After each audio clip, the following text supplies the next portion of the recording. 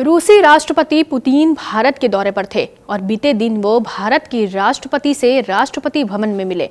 इस दौरान उन्हें 21 तोपों की सलामी भी दी गई। 21 तोपों की सलामी देना देश का सर्वोच्च सम्मान माना जाता है।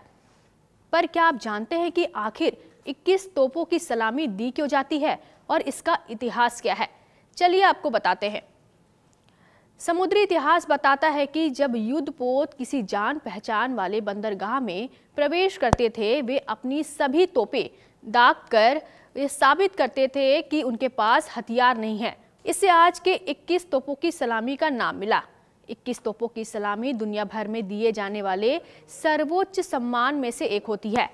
भारत में भी इसे बेहद प्रतिष्ठित सम्मान माना जाता है। यह परंपरा भारत को ब्रिटिश शासनकाल से विरासत में मिली और बाद में सभी कॉमनवेल्थ देशों ने इसे अपनाया।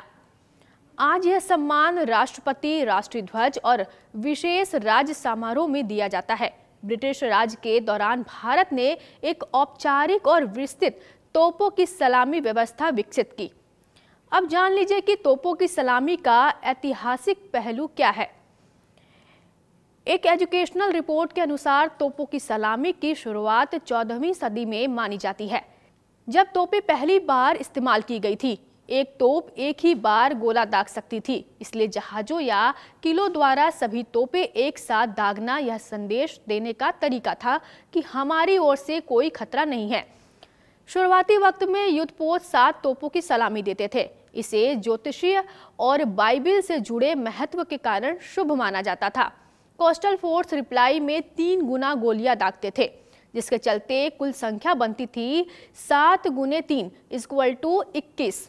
समय के साथ ये संख्या मानक बन गई और बाद में तीनों सेनाओं ने भी इसे अपनाया। स्वतंत्रता से पहले विभिन्न पदों के लिए सलामी का क्रम इस प्रकार निर्धारित था। 101 तोपों की सलामी ब्रिटेन के राजा या भारत के महाराजा के लिए, 31 तोपों की सलामी रानी, शाही परिवार के सदस्य, वायसराय, गवर्नर जनरल के लिए, 21 तोपों की सलामी विदेशी राष्ट्राध्यक्ष और उनके परिवार के सदस्य के लिए, 19 तोपों की सलामी सरकार प्रमुख, पुर्तगाल की गवर्नर जनरल, भारतीय राजदूत, फील्ड मार्शल रैंक के कमांडर इन चीफ के लिए, 17 तोपों की सलामी बंबई, मद्रास, बंगाल प्रेसिडेंट के गवर्नर, भारतीय प्रांतों के गवर्नर, फ्रेंच इंडिया के गवर्नर, राजनयिक जनरल रैंक के सैन्य अधिकारी के लिए। भारत में किसी विदेशी राष्ट्र अध्यक्ष के अलावा गणमान्य व्यक्ति को सम्मान देने के लिए या किसी गणतंत्र दिवस के मौके पर भी 21 तोपों की सलामी दी जाती है। यह सर्वोच्च मिलिट्री सम्मान माना जाता है, जिसमें कैनन फायर किया जाता है। अब यह सवाल यह है कि क्या सलामी देने के लिए 21 तोपें ही लाई जाती हैं? जवाब है नहीं।